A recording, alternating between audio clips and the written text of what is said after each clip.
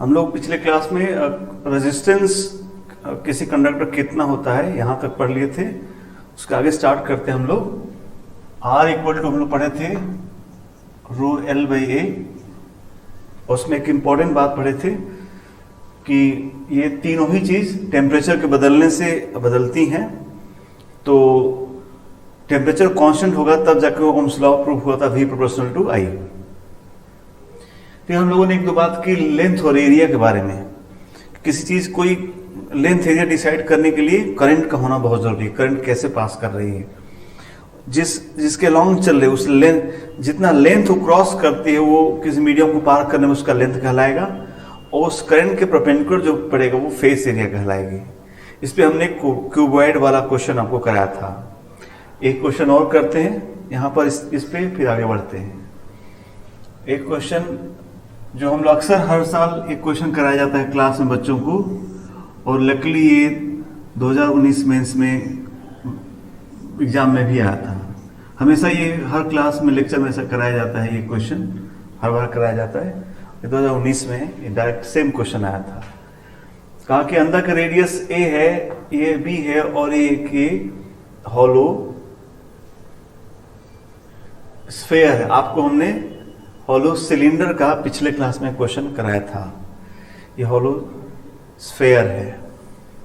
कहा कि इसमें रेडियली अब एक करंट जा रही है, इसका रेजिस्टिविटी रो है, तो आप इसका रेजिस्टेंस बताओ। तो जैसा आपने वहां पर किया है सिलेंडर का, वैसे आप इसको ट्राई कीजिए। आप यहाँ वीडियो को पॉज कीजिए और इस क्वेश्चन को खुद से ट्राई कीजिए, तब हमारे साथ सॉल्यूशन मैच कराइए। उम्मीद करते हैं सारे दोस्त इसको सॉल्व करके हमारे साथ सॉल्यूशन को अपना मैच करा रहे होंगे। तो सॉल्यूशन कर रहे हैं हम, तो जैसा कि पहले किए थे कि हम लोग को सिंस ये जैसे जैसे रेडियली बाहर जाएंगे एरिया बढ़ती जाएगी, इसलिए हम लोगों को एक एलिमेंटल यहाँ लेना पड़ेगा। ऐसा एलिमेंट लिए कंप्लीट, हम आधा ही दिखाएं, आप समझ रहे हैं सब लोग।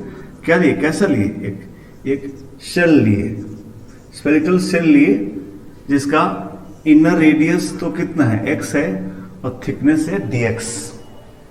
तो इस सेल को पार करने में जो करंट इसको पार करेगी, कितना डिस्टेंस चलेगी dx, वो लेंथ कहलाएगा। और सेल का जो अंदर का एरिया होगा वो एक जगह लेंगे, तो उसका dr, छोटा सा रेजिस्टेंस कितना हो जाएगा, रो इंटू dl की जगह लिखेंगे dx अपॉन एरिया हो जाएगा 4 पाई x स्क्वायर। फिर हम लोग इसको इंटीग्रेट कर देंगे a से b तक, तो हमको नेट रेजिस्टेंस आ जाएगा रो अपॉन 4 पाई बाहर आ गया, 1 अपॉन एक्स स्क्वायर का इंटीग्रेशन करेंगे तो -1 अपॉन एक्स आएगा a से b, 1 अपॉन एक्स स्क्वायर का नीचे x पर -2 हो गया, ये इंटीग्रेशन से आएगा। So will put the value and get the result, कितना, upper limit minus lower limit. So finally R is rho AB upon कितना, 4 pi B minus A। So this is the answer। ठीक है, अब आपको यहाँ पर एक ये होमवर्क रहेगा, आप अपने से घर में क्वेश्चन करेंगे। ये इसी तरीके का क्वेश्चन है। इसमें कहा कि एक ऐसा फ्रस्टम है, फ्रस्टम का मतलब कोन का एक हिस्सा है। ये कोन का एक हिस्सा हुआ, एक कोन का एक पार्ट हटा दिया। कहा कि एक ऐसा है जिसकी लंबाई L दी गई है, यहाँ का रेडियस A दिया गया है और यहाँ का रेडियस B दिया गया है, और इसकी रेजिस्टिविटी रो गिवन है। करंट ऐसे अलोंग द लेंथ आके पास करती है, तो इसका हमको रेजिस्टेंस निकालना है। एक क्वेश्चन आप घर में खुद से ट्राई करेंगे तो आपको नेक्स्ट क्लास में बताया जाएगा। फाइंड द रेजिस्टेंस, बस सिंपल। मैं इसका आंसर यहाँ लिख देता हूँ ताकि आप क्वेश्चन करें घर में, वो आंसर नहीं आता फिर से भी ट्राई कर सकते हैं। आंसर आएगा आपका rho into A B, rho L length L होगा, सॉल्व कीजिएगा अपने से आएगा। Rho L upon pi A B. ये सोल्यूशन आप कीजिएगा, आपका आंसर ऐसा आना चाहिए। तो हम लोग नेक्स्ट क्लास में इसको सॉल्व करेंगे। तो रेजिस्टेंस वाली बात यहाँ फिनिश करते हैं कि किसी गिवन मटेरियल का किसी लेंथ ब्रेड्थ एरिया सब दे दिया तो रेजिस्टेंस कैसे निकालेंगे, ये फिनिश करते हैं। हम लोग आगे बढ़ाते करते हैं। आगे में पहले हम लोग नहीं, एक क्वेश्चन और करना चाहेंगे जो बहुत फ्रिक्वेंटली आस्क्ड क्वेश्चन है, मेंस के लिए बहुत फेवरेट क्वेश्चन है। ये क्वेश्चन कर लेते हैं फिर बढ़ेंगे। क्वेश्चन लिखिए ये कि a conducting wire has resistance R naught R. A conducting wire has resistance R. Find its new resistance. Find its new resistance if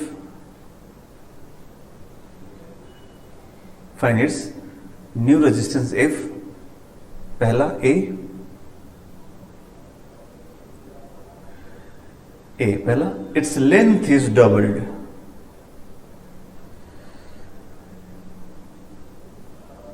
Its length is doubled by stretching.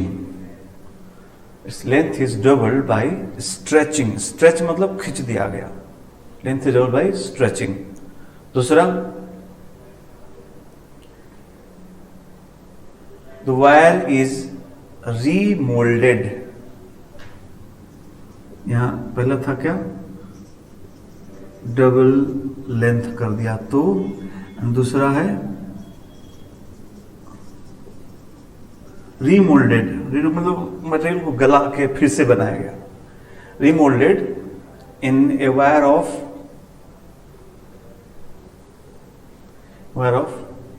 Double the cross section area. Remoulded in a wire of double the cross section area. उस wire को गला के नया wire बनाया तो उसके area दुगना area का वायर बनाया। तो ऑफकोर्स लेंथ छोटा हो गया, वो वॉल्यूम नहीं बदलेगा। ये क्वेश्चन ये मेंस में अक्सर आते रहता है। इसका बहुत आसान तरीका होता है, इसलिए एक बार हम आप जरूर सामने सामने बात कर ले। तो पहले तो आप खुद से इसका आंसर निकालिए, फिर आगे देखिए मेरे साथ। सब लोग यहाँ पे सॉल्व कीजिए, तब मेरे से आंसर मैच कराइए। ओके, तो उम्मीद करते हैं सारे दोस्त इसको सॉल्व किए होंगे। और फिर हम आप सोल्यूशन देख रहे हैं क्या कि वी नो आर, सोल्यूशन हम लिख रहे हैं R equal to rho L by A. Length बदलेंगे तो एरिया बदले, बिकॉज वॉल्यूम को सेम रहना, मटेरियल वही है। तो लंबा कर देंगे तो एरिया छोटा हो जाएगा। रीमोल्ड एरिया बढ़ देंगे तो लेंथ छोटा करना पड़े, because the net volume, the total volume of the wire has to be same. So it is not that you can change the length, double हो गया तो आर डबल हो गया, because you will change the length, area will change, you will change the area, length will change. So both L and A will change if we change one of those quantities. So what should we do? We should ये formula को change करना। We should change the formula जिसमें वो है। जैसे length बदल रहा है तो इसमें एरिया हटा देंगे, एरिया बदलते लेंथ हटा देंगे, तो बहुत सिंपल प्रोपोर्शनल और इनवर्सल प्रोपोर्शनल टाइप का क्वेश्चन हो जाएगा। जैसे हमको पहला कहा कि लेंथ डबल करो, तो मैं पहले के सोल्यूशन में ऐसा करूंगा, फॉर्मूला का जो रो एल बाई ए है इसमें ना मैं लेंथ को तो लेंथ का मल्टीप्लाई ऊपर नीचे कर लूंगा। मेरा हो जाएगा rho L square upon A L. You know A L, area to length is the volume of wire which is constant, so it becomes rho L upon volume. Now since v is constant, so if you double the length, v is constant, rho is constant, so r will becomes क्या 4r। जो initial अगर are not रहा होगा तो double करने से L square 4 answer हो गया 4r नॉट। दूसरे में they are saying to remold and increase the area by double कर देना एरिया को, so will eliminate area. So multiply area, ऊपर नीचे एरिया को मल्टीप्लाई कर दीजिए तो क्या हो जाएगा rho L A upon A square. A का मल्टीप्लाई कर दिया, again L A becomes V, rho into V upon A square. So V is constant, rho is constant. Once area is doubled, R will become 1/4. So this answer is R naught by 4. So this is how you should change the question. According to the requirement, you change the formula in length or in area only. एक calculate कर देंगे, ठीक है. तो एक ये question आप जानते रहेंगे. इसके बाद हम लोग बात करने जा रहे हैं आपसे, जब हम लोग याद कीजिए, जब हम लोग ये ड्रिफ्ट वेलोसिटी पढ़ रहे थे तो वहां पे डिफाइन हुआ कंडक्टिविटी एंड रेजिस्टिविटी. तो वहां पे एक बात हुआ था आपसे कि जब हम किसी कंडक्टर को हीटिंग करते हैं तो उसका रेजिस्टेंस बढ़ जाता है और सेमी कंडक्टर घट जाता है. इसका आपको प्रॉपर थ्योरेटिकल लॉजिक आपको बताई गई है, ठीक है. Now will go for numerical value कि how if we change the temperature of the conductor, how will its resistance change? So in the relation R equal rho L by A, all the three quantities rho, L and A, all the three quantities changes with change in temperature. Rho temperature बढ़ता है तो रो भी बढ़ता है, area length बढ़ता है, area सब बढ़ता है. सो इसीलिए हम लोग तीनों को इफेक्ट का लेते हैं. तो पहला पढ़ते हैं हम लोग टेम्परेचर, हेडिंग डालेंगे सब लोग, temperature dependence of resistivity. Temperature dependence of resistivity. तो similar to thermal expansion, it has been observed experimentally that d rho, fractional change in resistivity, is proportional to change in temperature. ये experimental observation से बात पता चला. d rho upon rho proportional to dt. So we'll introduce a constant alpha dt. This is alpha dt. ये alpha एक linear expansion में भी alpha आया था, अल्फा बीटा गामा, अगर आपको याद हो, बट ये वो वाला अल्फा नहीं है. ये नया इसका अल्फा यहाँ अलग है, यहाँ का अल्फा है, इसको बोला जाएगा temperature coefficient of resistivity. Temperature coefficient of resistivity, ये अल्फा अलग चीज, अल्फा अलग चीज है. ओके, तो डी रो अपन रो इतना. अब कोई भी मैथ पढ़ने वाला स्टूडेंट ये बात को समझता है कि अगर हमसे फिर हमको इनिशियल रो दिया जाएगा and they will ask you for the final rho, will integrate यहां से इंटीग्रेशन कर सकते, D rho upon rho equal to alpha D T का इंटीग्रेशन. इनिशियल टेम्परेचर पे इनिशियल रो होगा, फाइनल टेम्परेचर फाइनल रो आएगा. तो ये इंटीग्रेशन आप कर सकते हैं. इवन मैं तो ये भी बोलता हूं कि अल्फा में वैरी, ये कांस्टेंट नहीं है, कोफिशिएंट है. अल्फा में वैरी विथ टेम्परेचर. नाम तैयार रहिए, अल्फा कांस्टेंट नहीं होता, कहीं कांस्टेंट नहीं बोला गया, it's a coefficient. And this is how we, अक्सर आप देखेंगे जहां जहां क्वेश्चंस फिजिक्स में कहीं प्रोपोर्शनैलिटी कांस्टेंट कोफिशिएंट कहा जाता है और कहीं कहीं कांस्टेंट कहा जाता है. प्रोपोर्शनैलिटी कांस्टेंट, एक कोफिशिएंट. तो दो वर्ड इजिली जहां भी कांस्टेंट कहा जाता है वो फिर चाहे कुछ भी हो वो कांस्टेंट नहीं बदलते. फिजिकल स्टेट बदलने से वो कांस्टेंट नहीं बदलते, तो उनको हम प्रोपोर्शनैलिटी कांस्टेंट कहते हैं. और जहां कोफिशिएंट कहा जाता है तो बी प्रिपेयर्ड कि वो फिजिकल सिचुएशन बदलेगा तो दैट विल चेंज.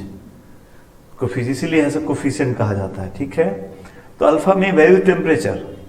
तो अगेन आप, मैंने कहा मैथ के स्टूडेंट हैं, आपको क्या डर है, अल्फा दे दिया मैंने 2t² dt, is it will bother you? 2t² dt, t³/3, ये d rho by rho log हो जाएगा, ln रो हो जाएगा. So this is how we can integrate. मैं उस इंटीग्रेशन में नहीं फंसने जा रहा हूं. बिकॉज ये बहुत रेयर है कि ऐसा इंटीग्रेशन आए। फिर इंटीग्रेशन आएगा तो फिजिक्स नहीं, सीधा कैलकुलस हो जाएगा और मैथ का सीधे रूप उसके बाद खत्म हो जाएगी। हम लोग फिजिक्स में इंटर करने जा रहे हैं तो हमको अक्सर देगा कि फॉर अल्फा इक्वल टू क्या, कांस्टेंट। अच्छा एक बात मैं कह दूं सर आपसे, मैं अगर जब ये लिख ही दिया है तो मैं यहां पर लिख देता हूं कि refer NCERT to see the variation of rho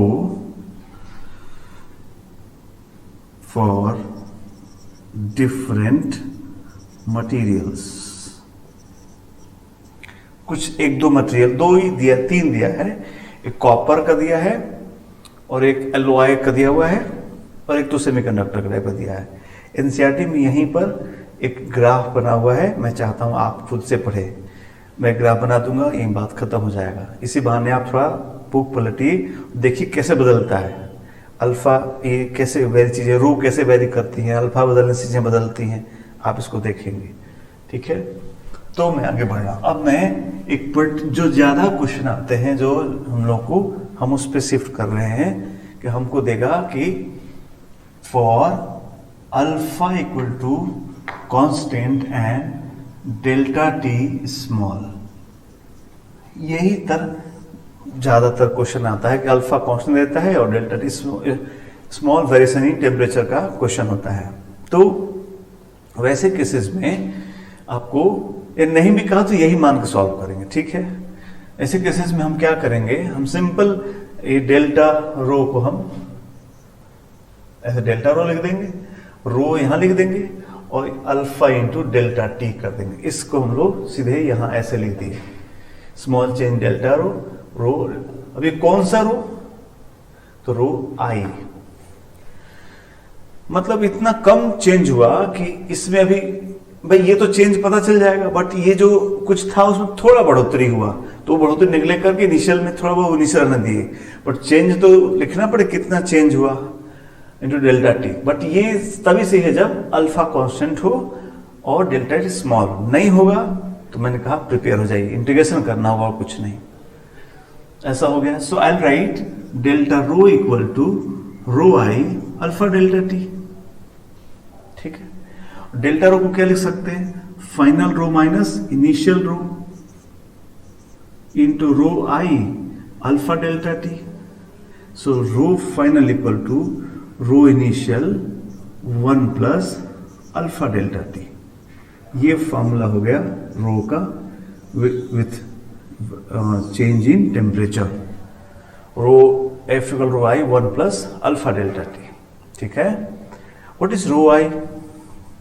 Rho I is resistivity, of course, resistivity at reference temperature, not initial temperature. It's reference temperature. Most of the time initial temperature is taken as reference temperature. क्या मतलब? Question कहता है कि एक copper wire का 10 degree centigrade पर 10 ohm resistance था, 10 degree centigrade पर 10 ओम रेजिस्टेंस था, तो 50 डिग्री सेंटीग्रेड पे या 20 डिग्री सेंटीग्रेड पे बताओ बस। तो जहां रेफरेंस मतलब जहां का जिस टेम्परेचर पे हमको रो एग्जैक्ट पता, वही हमारा रो आई है। ठीक है, तो आप सीधे यहां लिखते रो एट 50 को rho at 10 plus 1 plus alpha delta T लिख सकते हैं।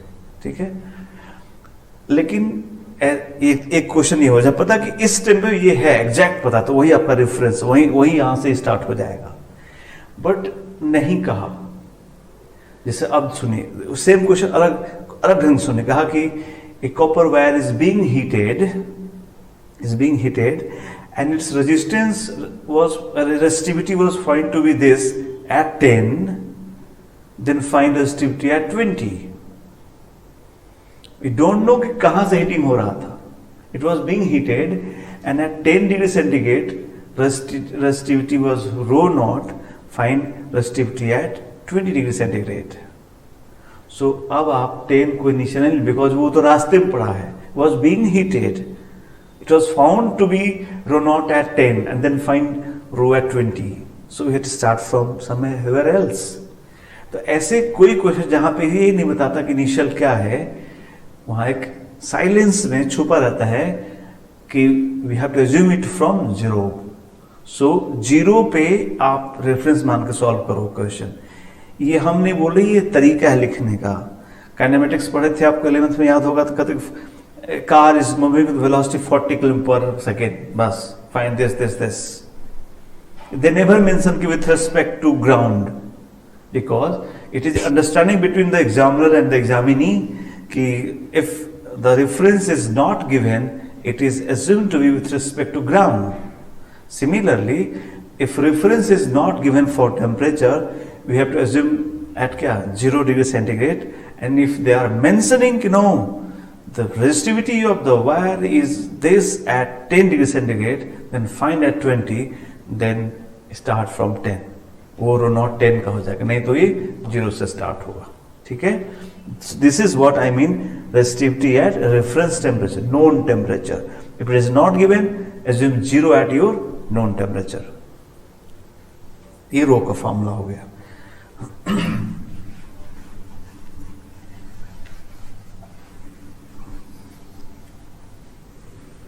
अब हम उसका निकालते, रेजिस्टेंस निकालते. रेजिस्टिविटी अगर तो रेजिस्टेंस निकालने जा रहे हैं.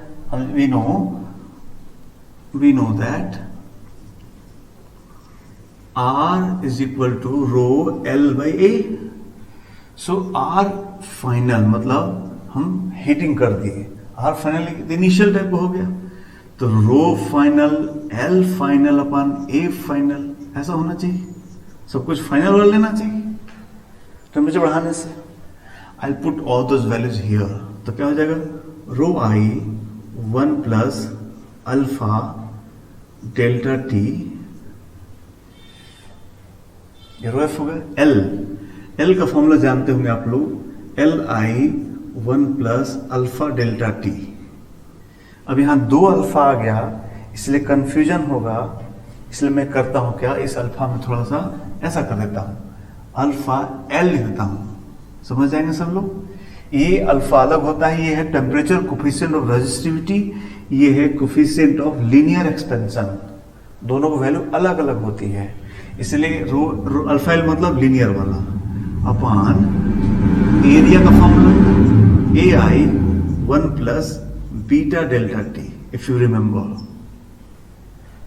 तो ऐसा आर हो गया. तो अब हो गया भाई, जो नया बात सब देगा, initial length, final length, alpha beta सब देगा, तो आप सॉल्व कर लीजिएगा. अगर आपको याद आता हो कि अगर आइसोट्रोपिक मटेरियल है तो बीटा इज ये 2 अल्फा, वो अलग बात है. ये सब हो गया.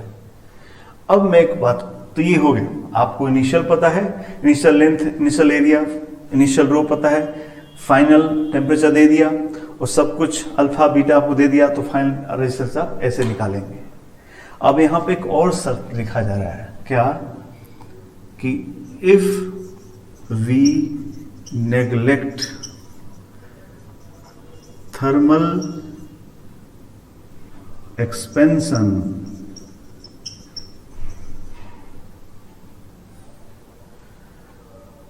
थर्मल एक्सपेंशन नेग्लेक्ट करते हैं, मतलब कहने होता क्या कि इनके एक्सपेंशन ज्यादा ही रेजिस्टेंस एक्सपेंशन होता है, ये नेग्लेक्ट कर दे तो क्या हो जाएगा.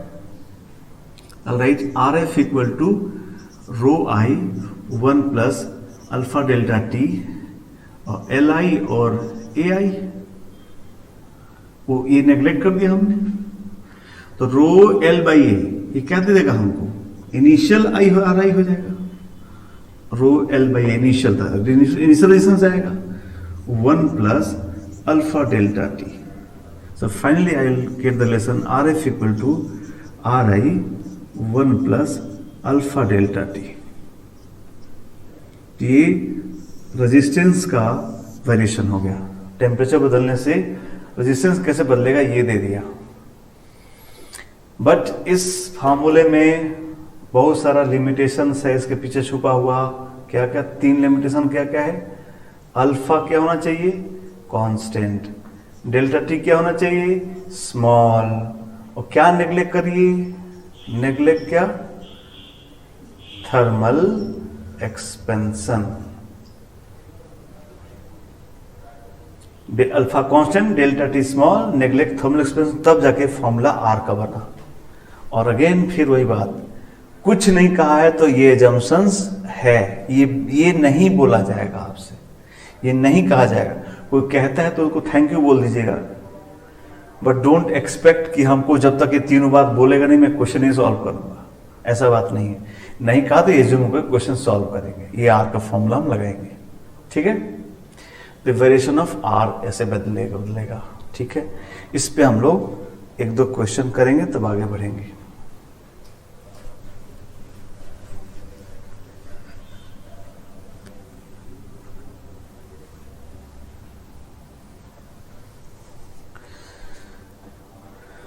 इस कॉन्सेप्ट पे क्वेश्चन करेंगे हम लोग। एक तो सीधा क्वेश्चन हो गया जो मैं नहीं करा रहा हूं आपको, सीधा क्वेश्चन हो गया कि 10 डिग्री सेंटीग्रेड पर इतना रेजिस्टेंस है तो 20 डिग्री पे बताओ अल्फा देगा, सॉल्व कर लीजिएगा।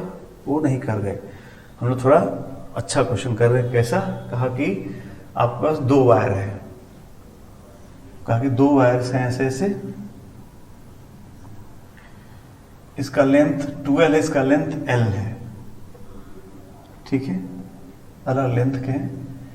इसका अल्फा है, इसका 2 अल्फा है, क्या? ये वाला alpha, temperature coefficient of resistivity, इसका अल्फा 2 अल्फा है। इसकी जो इसका रेजिस्टिविटी रो है, इसका रेजिस्टिविटी 4 रो है, ठीक है।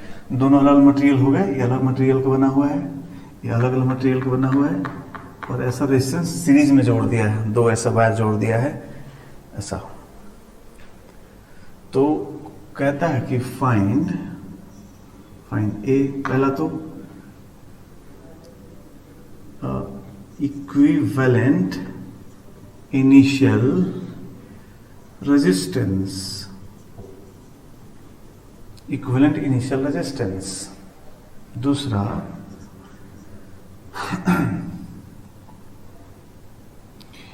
Equivalent resistivity, equivalent resistivity. तीसरा बात equivalent coefficient of resistivity alpha.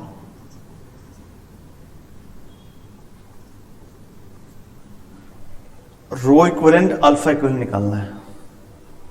एक ट्राई कीजिए अपने से, फिर मैं आपके लिए सॉल्व करता हूं।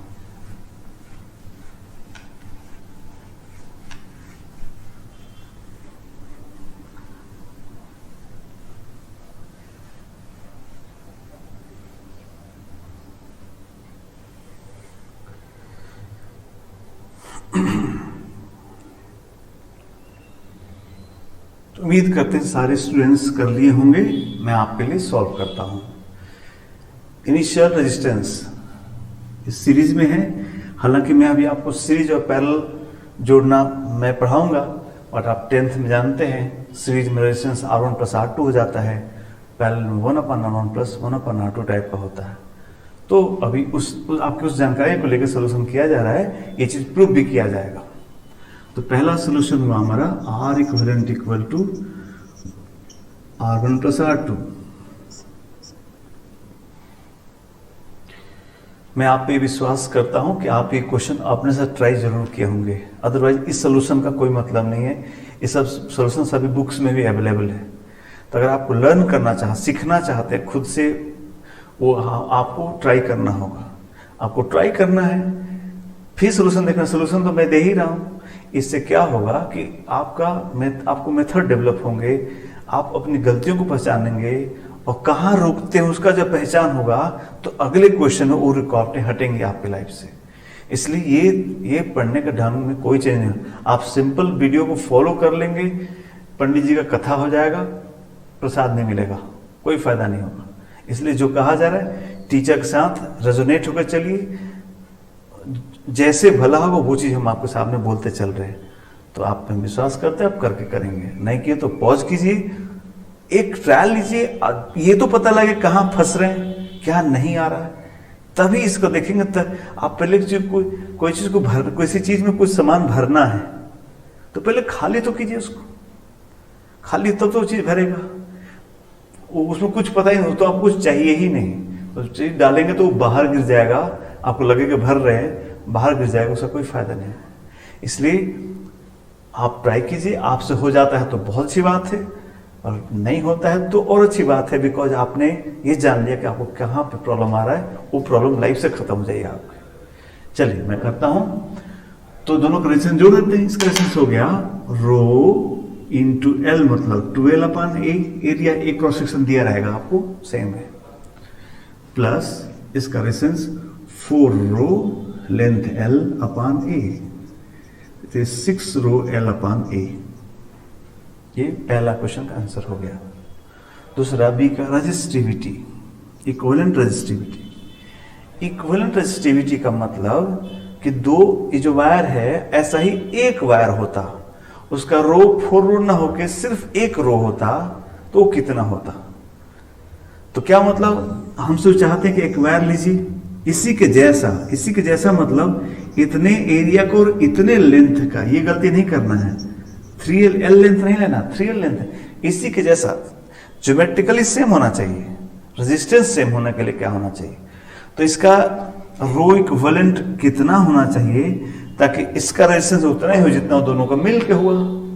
तो हम दोनों मिलकर निकाल चुके हम लोग, तो इसका पहले निकालते, इसका कितना हो जाता, रो इक्विवेलेंट, रो एल मतलब कितना 3L अपॉन ए, ये होना चाहिए जो कि है कितना, इतना 6 रो एल बाई ए। इसलिए यहां से प्रूव हुआ कि the rho equivalent is equal to 2 rho. देखिए कट गया, 2 रो बचा, तो rho equivalent is 2 rho. Finally alpha equivalent, alpha equivalent का मतलब क्या हो, अल्फा इक्विवेलेंट मतलब ये हुआ कि इनकी जगह पे ऐसा एक वायर हो, अब एक ही वायर होता, उसका सिर्फ एक अल्फा होता, जिसको हम अल्फा इक्विवेलेंट कहते। तो इन लोगों को भी डेल्टा टी से टेम्परेचर बढ़ाते और इसको भी टेम्परेचर बढ़ाते, तो भी दोनों का रेजिस्टेंस क्या होता, सेम बढ़ता, तब जाके कहलाता कि ये अल्फा इक्विवेलेंट होता। इसलिए हम लोग क्या करेंगे, इन दोनों को हीट करेंगे पहले डेल्टा टी से, इनका रेजिस्टेंस निकाल कर रखेंगे, और अपना एक वायर लेंगे, उसको हीट करेंगे, उसका आर निकालेंगे और दोनों आर को इक्वेट कर देंगे। तो चलिए इनको अगर हम डेल्टा टी से हीटिंग करते तो इनका रेजिस्टेंस कितना हो जाता बताइए। तो आर का फॉर्मूला क्या, R initial 1 plus alpha delta T, इसका आर कितना था, rho into 2L by A 1 plus alpha मतलब अल्फा डेल्टा टी, ये हो गया R1।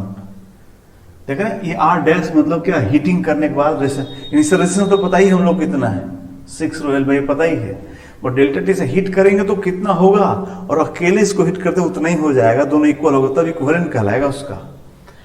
तो प्लस इसको हीट किया जाए तो इसका कितना हो जाएगा, तो कितना था 4 rho L by A R initial 1 plus कितना अल्फा 2 अल्फा डेल्टा टी। ठीक है, तो जरा इसको सिंप्लीफाई कर लूं मैं, तो हो जाएगा, देखिए यहां से 2 rho L by A 4 rho L by, तो हो जाएगा 6 रो L बाई ए, ये हो गया, प्लस ब्रैकेट ओपन करिए तो यहां हो जाएगा 2 rho L by A delta T. ठीक है, अल्फा डेल्टा टी प्लस ये वाला कितना 4 to 8 rho L by A alpha delta T. जरा और इसको सिंप्लीफाई कर लिया जाए, देखिए गलत हो रहा है, ये 4 नहीं कितना है 6 है, 2 यहां और 4 यहां, 6 है। ओके, तो 6 रो L बाई ए प्लस ये ऐड कर दिया जाए 8 और 2 कितना 10 रो L by A alpha delta T. ये हो गया, उस वायर को अगर हम डेल्टा टी से हीटिंग करते तो इतना होता, अब अकेले इस वायर को हीट किया जाए डेल्टा टी से तो इसका रेजिस्टेंस आर डबल डैश कितना हो जाता, तो इसका रेजिस्टेंस कितना है, इतना है। इक्विवेलेंट, इसका इक्विवेलेंट इतना है। या अगर वैसा नहीं करना चाहते आप ये भी लिख सकते हैं, या रो इक्विवेलेंट लिख सकते हैं आप। तो रो इक्विवेलेंट लिख रहे हैं हम, रो एक वायर होता, तो रो इक्विवेलेंट कितना हो जाता, हम आर इक्विवेलेंट लिख देते हैं। आपको किसी कोई कंफ्यूजन नहीं, एकदम दोनों बात सेम, जैसा भी आपको उचित लगता है। आर इक्विवेलेंट लिख लेते हैं तो हो जाता 6 रो एल बाई ए। वही बात है, कैसे वही बात है, 2 रो 3L by A, 6 rho L by A, 1 plus alpha equivalent delta T. यही चाहते हम कि अब अल्फा ना, अल्फा टू अल्फा नहीं, एक अल्फा होता तो क्या होता। और अगर इक्विवेलेंट होना है तो दोनों बातें सेम होनी चाहिए, तभी इक्विवेलेंट बात हो गया, यानी ये दोनों बराबर होना चाहिए। तो दोनों इक्वल कर देंगे हम लोग, इक्वल करते देख रहे हैं, 6 रो एल बाई ए ये कट जाता, ताकि ऊपर कितना हो, तो ऊपर R equal to R double dash होना चाहिए। इसलिए 10 rho L by A delta T, alpha delta T should be equal to ये वाला कितना, 6 rho L upon A alpha equivalent delta T. यहां से हमारा आंसर आ गया, rho L by A delta T cancel हो गया, rho L by A delta T cancel हो गया। सो अल्फा इक्विवेलेंट आ गया 10/6 alpha, that is 5 alpha by 3। तो अल्फा इक्विवेलेंट ऐसा निकाल लेंगे। तो ये तरीका है किसी equivalent resistance, equivalent resistivity, equivalent alpha, ऐसा कर सकते हैं किसी क्वेश्चन का। ठीक है, ओके।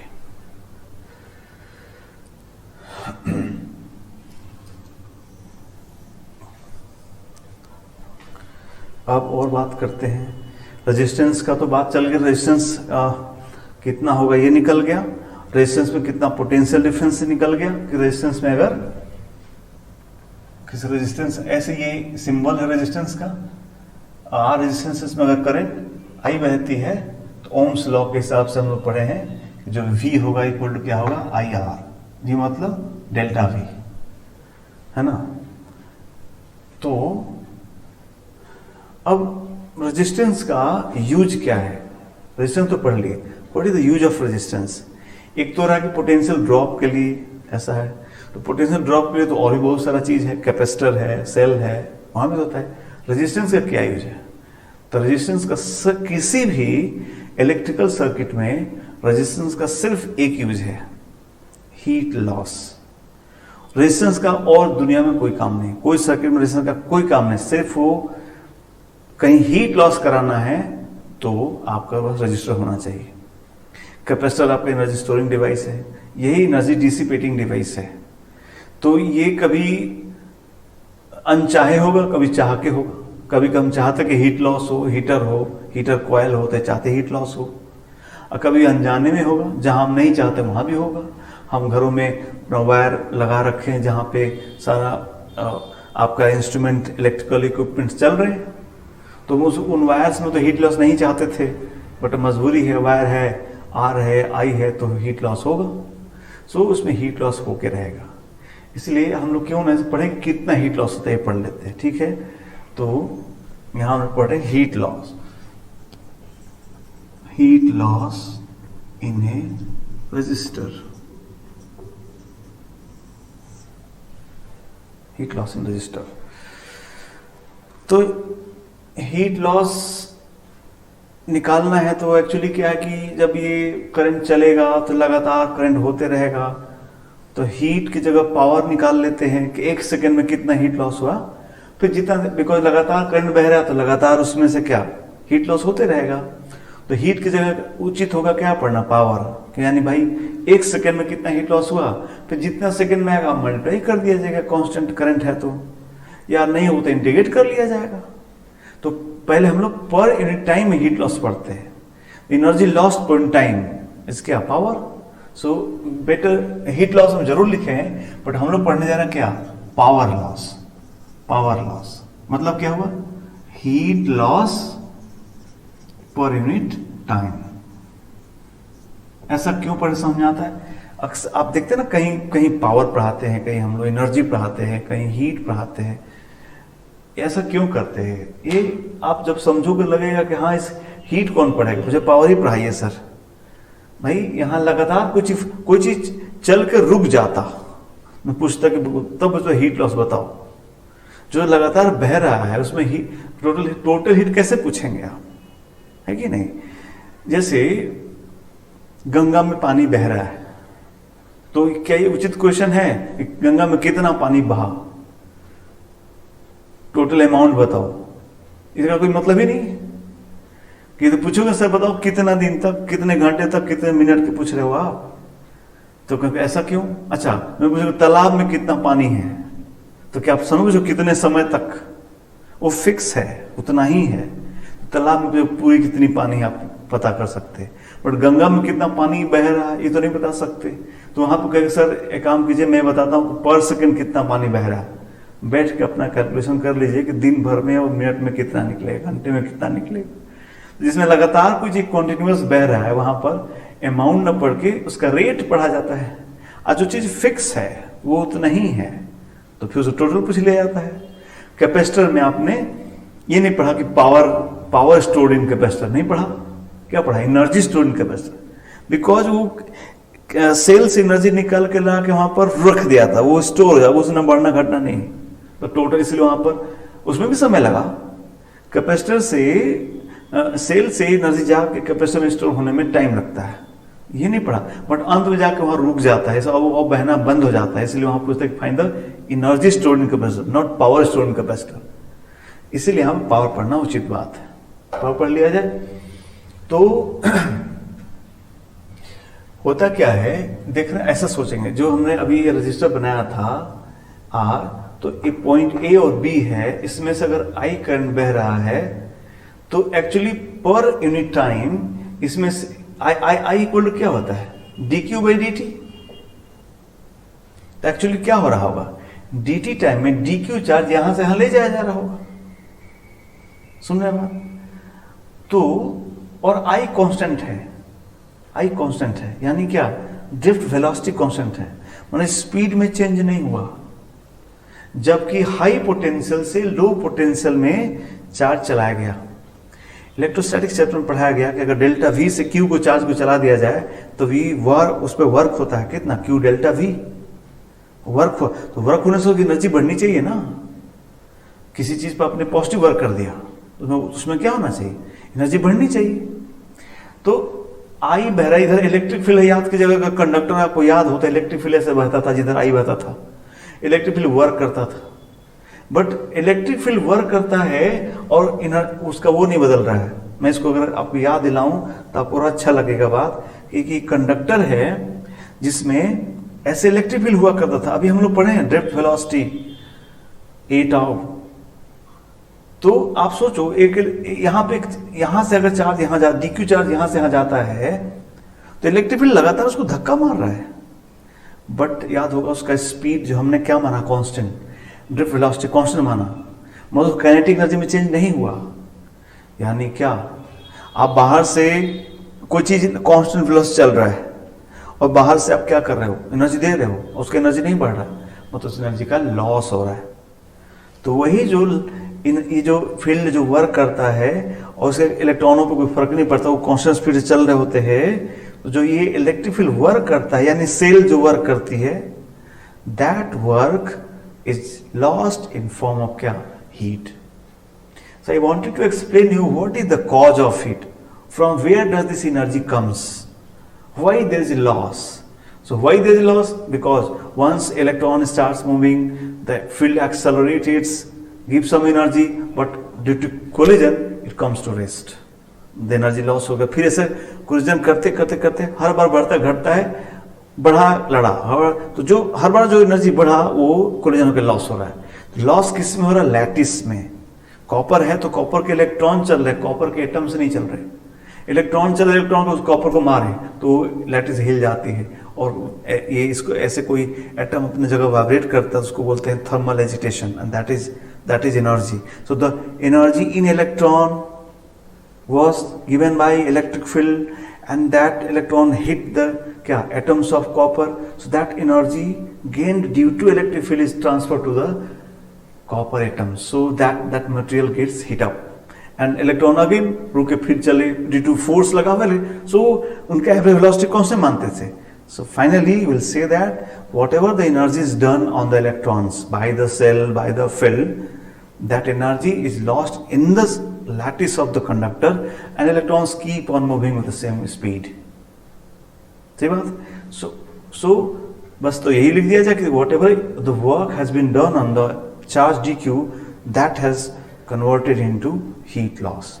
So जो ऐसा हम लिखने जा रहे हैं कि work done on charge dq in time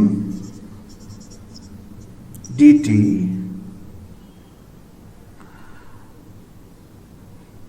for the motion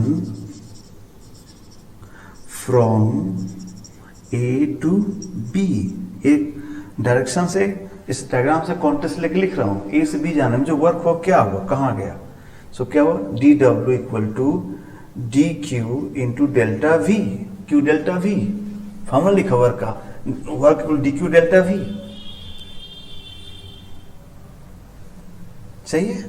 सो कितना हो गया, सो डी डब्ल्यू, ये वर्क डन हुआ सा, डी डब्ल्यू कितना हो गया, डी क्यू. और डी क्यू क्या लिख सकते हैं हम लोग, I D T. I D T D Q की जगह लिख दिया, 80 नहीं डेल्टा वी है, I delta V. So D T इधर ला दे तो D W by D T equal to कितना, delta V into I, and this is क्या, पावर, डेल्टा वी इंटू आई.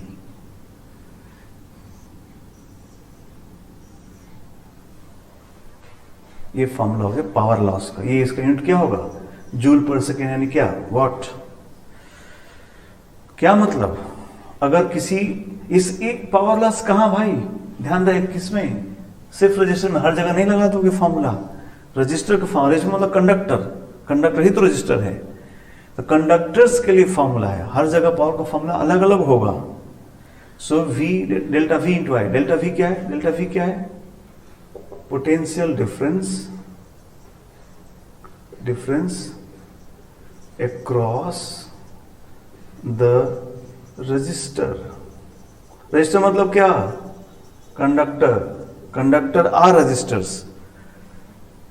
ठीक है, copper is a resistor but copper is a conductor. It is acting like a क्या, resistor. उसका behaviour का नाम है कि भाई यहां तो करंट, कॉपर का बहुत सारा काम है बट यहां तो करंट को रेजिस्टेंस दे रहा है, इसलिए रजिस्टर नाम कहते हैं हम लोग. Potential difference across register. इसका मतलब क्या हुआ, इससे अगर किसी रजिस्टर में करंट आई बहेगा तो पावर लॉस का फॉर्मूला हो जाएगा V इंटू आई. लिख दे, डेल्टा भी बार बार नहीं लिखेंगे, V मतलब पोटेंशियल डिफरेंस, V इंटू आई लिख सकते हैं. हाँ, और ओम्स लॉ के हिसाब से हम V को IR लिख सकते हैं. Ohm's law V equal IR. सो इसको लिख सकते हैं क्या, IR, तो I स्क्वायर R लिख सकते हैं, या I को भगा सकते हैं. V equal to I R, तो I equal to V by R. V by R मतलब कितना हो गया, V स्क्वायर बाई आर हो गया. सो ये फॉर्मूलेज करेंगे हम लोग.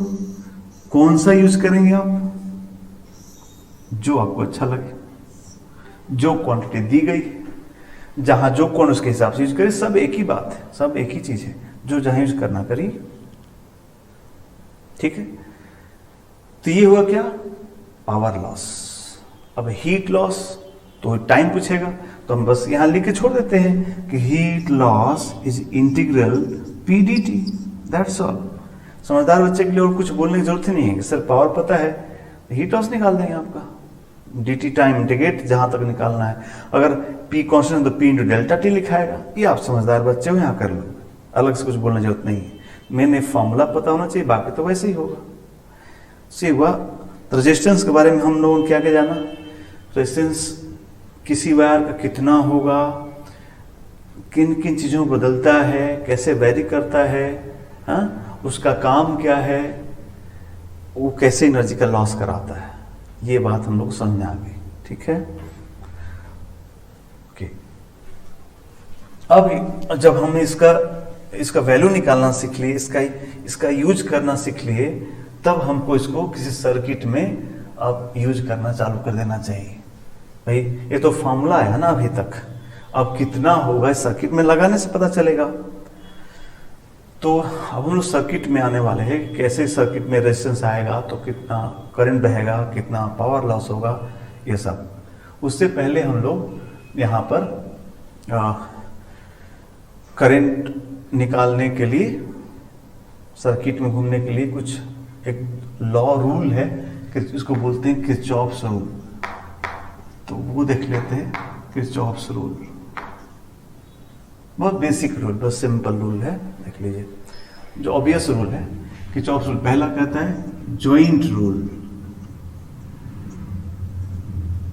ज्वाइंट रूल, ज्वाइंट रूल क्या हुआ? बहुत बात सिंपल हुई, जब आप सब जानते हैं सब लोग, कि किसी ज्वाइंट पर जितनी करंट आएगी उतनी ही करंट जाएगी। I1 plus I2 equal to I3. This is joint rule. Because charge conservation, जितना चार्ज आया है, यहाँ चार्ज स्टोर करने कोई डिवाइस नहीं, बिकॉज ये रजिस्टर्स है, वायर्स है, and resistors are not charge storing devices. So whatever charge has entered to this joint, come to this joint, same amount of charge will go away from the joint. So यहाँ joint rule लिखना है school में, तो क्या लिखेंगे हम लोग? लिख दिया जाए लाइन यहाँ पर, स्कूल में आता है डिस्क्राइब किरचॉफ्स रूल, तो लिखना होगा आपको, इतना लिख के नहीं छोड़ेंगे, लिखेंगे करेंट अल्जेब्रिक सम, स्केलर है ना, तो आप साइन के साथ जोड़ेंगे। तो अल्जेब्रिक क्या, अल्जेब्रिक मत लिखिए, जब अलग लिख रहे हैं तो प्लस माइनस की बात ही नहीं है, हमें लिखेंगे जितनी करंट आई उतनी करंट जाएगी, तो माइनस प्लस का तो सवाल ही नहीं होता है। अल्जेब्रिक मत लिखिए, सीधा लिखिए, लिखिए कि the net current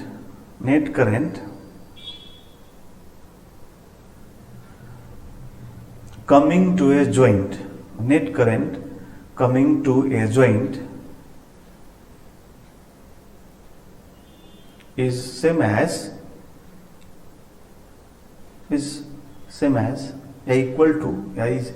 equal to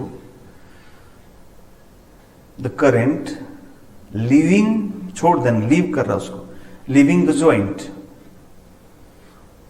Net current coming to the joint is equal to the net current leaving the joint. Net current leaving the joint. ठीक, इसको बोलेंगे ज्वाइंट रूल। दूसरा होता है लूप रूल। लूप रूल क्या है? वही जो आप कैपेसिटर में आप पढ़े हो, तो ऐसा लूप में चलना है, जहां चल के वहीं चले आना है, ऐसा ना, तो पोटेंशियल जीरो हो जाएगा, वही वाला। तो जैसे किसी कोई रेजिस्टेंस है, सेल है ना, मान लीजिए R1 है, ये E है,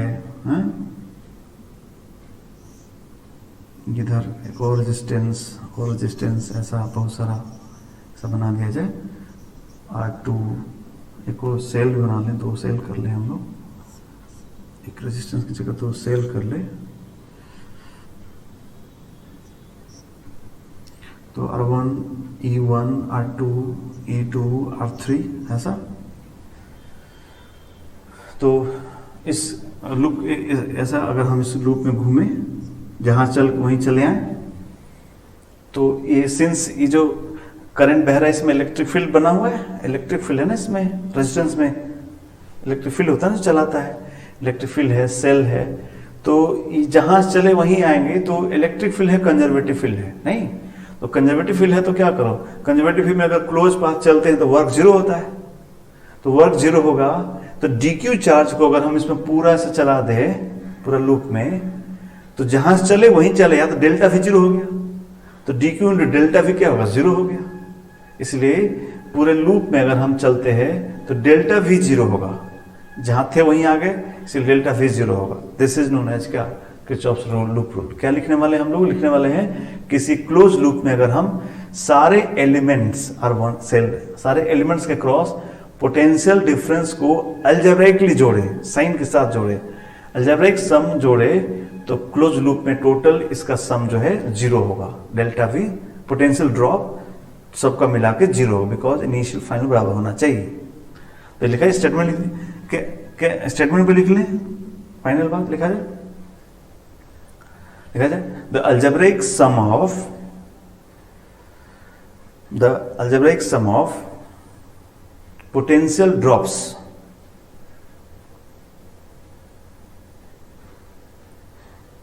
potential drop is difference word लिखो बालक, algebraic sum of potential difference, algebraic मतलब potential difference high low plus minus सब के साथ लिखना होगा। Algebraic sum of potential difference across each element, element का मतलब रेजिस्टेंस, सेल, ये सब बातें, across each element in a closed circuit, in a closed circuit is 0, ठीक है। और जब लिख देंगे तो इसमें एक बार लिख भी देंगे, आई मान लीजिए बह रहा हो, उसमें टोटल करंट आई इसमें हर जगह बह रहा हो, एक ही करंट बहेगा तो ऐसा आई, तो इस डायग्राम के जो बात बोले उसको यहाँ लिख भी देंगे, तब बात कंप्लीट होता है। इसे यहाँ डायग्राम बना के बात लिखे ना, ये बात को भी लिख देना है। देखिए 0 लिख दिया, फिर लिख दीजिए कि for example in the shown diagram, for example in the shown diagram, for example in the shown diagram क्या क्या ऐसे चला जाए। तो देखो बालक, करंट किधर से किधर बहती है, हाई पोटेंशियल से किधर, लो पोटेंशियल, हमेशा करंट हाई पोटेंशियल से फील्ड के अलोंग, तो फील्ड किधर होता है, हाई से लो होता है ना, तो करंट फील्ड अलोंग चलेगी। ये ओम्स ने कहा कि डिफरेंस कितना होगा, IR, V इक्वल IR, तो किसमें डिफरेंस, हाई से लो में। तो जब यहां से यहां चलोगे तो ये हाई से लो जा रहे हो तो क्या वो घटेगा, हाई से लो घट जाएगा, इसलिए ऐसा लिखे VA माइनस IR, घट गए, कहां पहुंच गए B। तो करंट के लॉन्ग चलोगे तो पोटेंशियल हाई से लो जा रहे हो, इसलिए वो घटेगा, माइनस लिखेंगे, तो क्या लिखेंगे यहां से, माइनस IR1, हाई से लो माइनस E1, हाई से लो माइनस IR2, देख रहे हैं यहां, लो से हाई, देख रहे हैं, लो से हाई तो प्लस E2, अगला करंट जा रहे हैं हाई से लो, करंट के लॉन्ग चलना ही हाई से लो है, तो हाई से लो तो माइनस IR3, और वहीं चले आए, ये सारा अलजेब्रिक सम, साइन के साथ सबका सम क्या होगा, 0। तब ये पूरा बात लिखें, तब किरचॉफ्स रूल आपका कंप्लीट हुआ, ठीक है। बात सिंपल है, बट बात पूरी ढंग से लिखना होगा स्कूल एग्जाम में आपको। अब हम लोग जेई के लिए इसका एकदम अगले क्लास से यूज करना चालू करेंगे। रेजिस्टेंस निकालना तैयारी हो चुका है, सर्किट में यूज कर प्लानिंग हो चुका है। अब हम अगले क्लास से सर्किट को सॉल्व करना, रेजिस्टेंस को जोड़ना घटाना पहले, तो फिर सर्किट को सॉल्व करना नेक्स्ट क्लास से हम लोग सीखेंगे, ठीक है, ओके।